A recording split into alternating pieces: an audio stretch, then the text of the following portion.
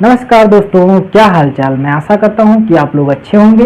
इसी को ध्यान में रखते हुए आज के लेक्चर को आगे बढ़ाते हैं और आज हम लोग एक मजेदार टॉपिक के बारे में पढ़ने वाले हैं जिसका नाम है संधारित्रों का संयोजन। तो आइए हम लोग देखते हैं।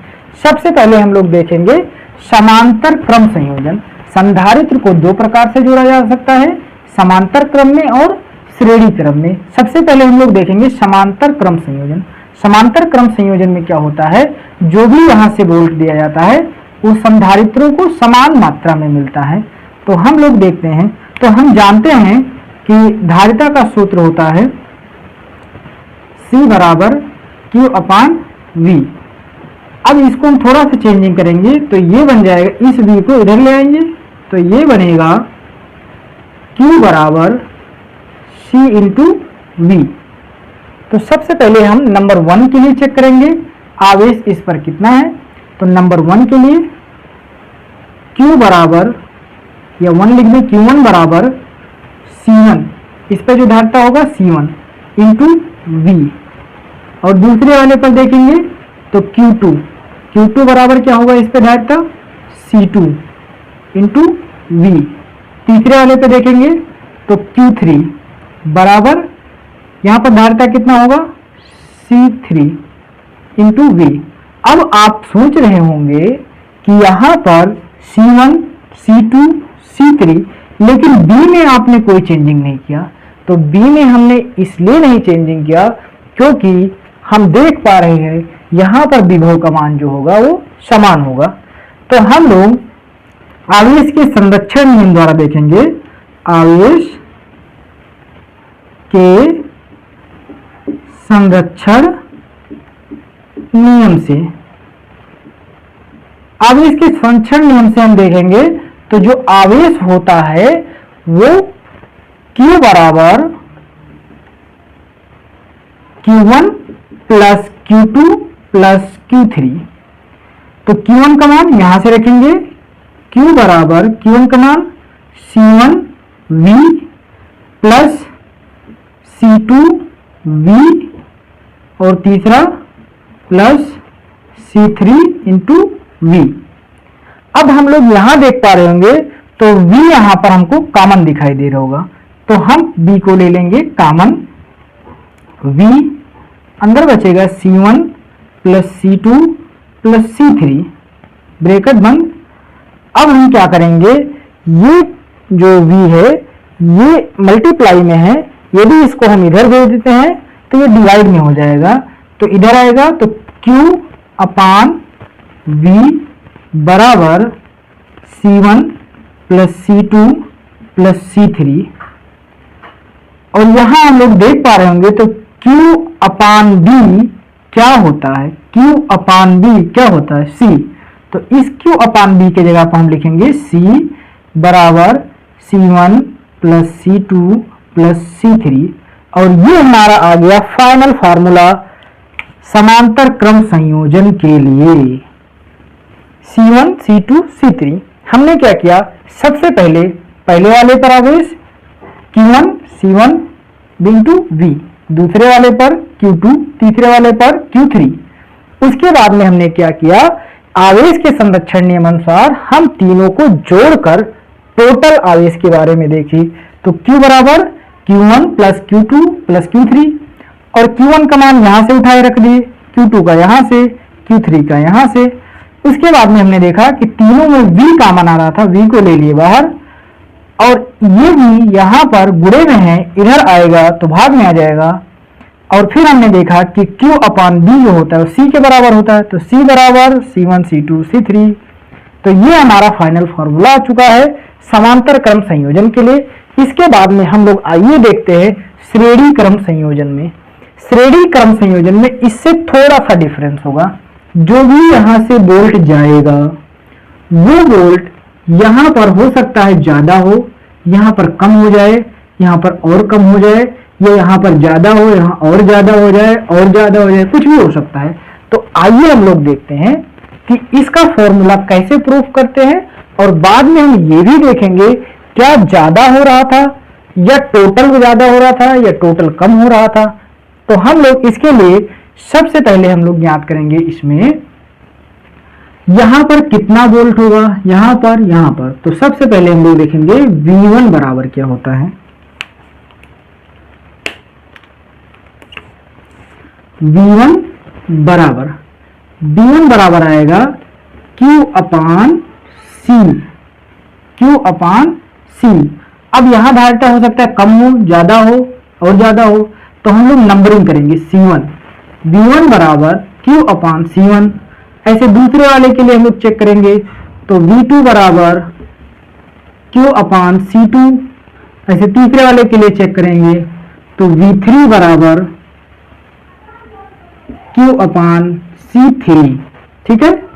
अब हम लोग देखेंगे कि माना ये A सिरा है और ये V है, तो A व V के बीच विभवांतर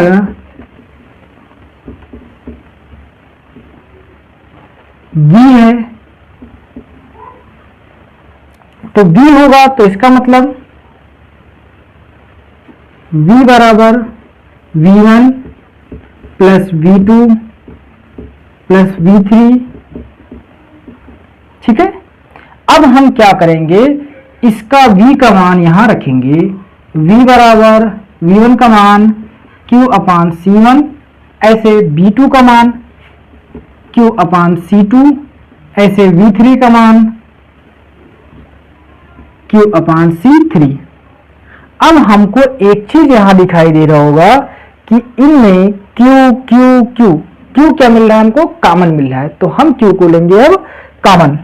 तो V बराबर हो जाएगा, Q को कॉमन ले लेंगे तो Q आ गया इधर, और अंदर क्या बचा ब्रैकेट में 1 अपान C1 प्लस में 1 अपान C2 प्लस में 1 अपान C3, 1 अपान C3। अब हम लोग एक चीज और भी जानते हैं कि V बराबर क्या होता है, तो V बराबर होता है Q अपान C बराबर Q 1 अपान C1 प्लस 1 अपान C2 प्लस 1 अपान C3। ठीक है। अब ये Q जो है इस Q से कैंसिल हो जाएगा, तो फिर क्या बचेगा, 1 अपान C1 बराबर 1 अपान C1 प्लस 1 अपान C2 प्लस 1 अपान C3। तो हमारा ये फाइनल फॉर्मूला आ जाएगा श्रेणी क्रम के लिए 1 अपान C बराबर 1 अपान C1, 1 अपान C2, 1 अपान C3। यहां पर देखेंगे तो आ रहा था C बराबर C1 plus C2 plus C3 plus, और यहाँ क्या आ रहा है 1 अपान C1 बराबर 1 अपान C और प्लस में 1 अपान C2 प्लस में 1 अपान C3। तो ये हमारा रहा फाइनल फार्मूला। और इसके बाद में हम ये कोशिश करेंगे देखने की कि इन दोनों में क्या फर्क है। इसको हमको समझने के लिए हम मान लेते हैं कि यहाँ पर धारिता होगा, मान लेते हैं 10 फैरेड का, इस जगह पर मान लेते हैं 15 फैरेड का, और इस जगह पर मान लेते हैं 5 फैरेड का। हम लोग अब टेस्ट करने वाले हैं इसमें और इसमें क्या अंतर है। फर्स्ट वाले संधारित्र पर 10 फैरेड का, सेकेंड वाले संधारित्र पर 15 फैरेड का, और थर्ड वाले संधारित्र पर 5 फैरेड का। तो हम लोग इसमें अप्लाई करेंगे और देखेंगे। तो यहाँ पर क्या होता है, C बराबर C1 प्लस C2, इसको मान लो C1 C2 C3, और यहाँ पर हम लोग देखेंगे C बराबर C1 का मान 10 प्लस 15 प्लस 5, टोटल कितना आया C का मान 15 5 20 और 10 30 फैरेड आया। क्या आया, 30 फैरेड आया। और इसी को हम सेम टू सेम इसमें अप्लाई करेंगे। मान लेते हैं इसका 10 फैरेड है और इसका 15 फैरेड है और इसका 5 फैरेड है। तो इसके लिए हम अप्लाई करेंगे ये फॉर्मूला 1 अपान C बराबर 1 अपान C बराबर C1 का मान लिखेंगे 1 अपान 10 प्लस में 1 अपान C2 का मान 15 और प्लस में 1 अपान 5। तो अब हम लोग इसका भिन्न का सवाल लगा लेंगे। भिन्न का सवाल लगाने के लिए हम लोग जानते हैं कि इसके हर को बराबर किया जाता है, तो बराबर करने के लिए इसको हमको 3 से मल्टीप्लाई करना होगा और इसको 2 से करना होगा और इसको 6 से करना होगा, जब ही जाके ये हर बराबर होगा। और ऊपर भी उतने से ही मल्टीप्लाई कर लेते हैं 3, तो यहाँ हो जाएगा नीचे 10 तिया 30, 15 दूना 30 और 5 छक 30, टोटल नीचे आ गया 30 और ऊपर 3 एकम 3 और 2 5 और 1 5 और 6 11, 11/30 आ रहा है।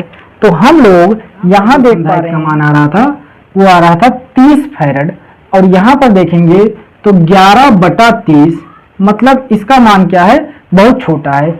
इससे हमको ये पता चलता है कि जब भी हम समांतर क्रम में संधारित्र को जोड़ते हैं तो फाइनल जो आंसर आता है उसमें धारिता का मान बढ़ जाता है, और यदि हम श्रेणी क्रम में जोड़ते हैं तो फाइनल जो आता है उसमें धारिता का मान घट जाता है।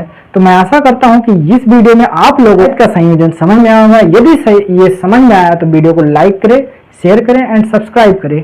धन्यवाद दोस्तों, फिर मिलते हैं नेक्स्ट वीडियो में नेक्स्ट टॉपिक के साथ।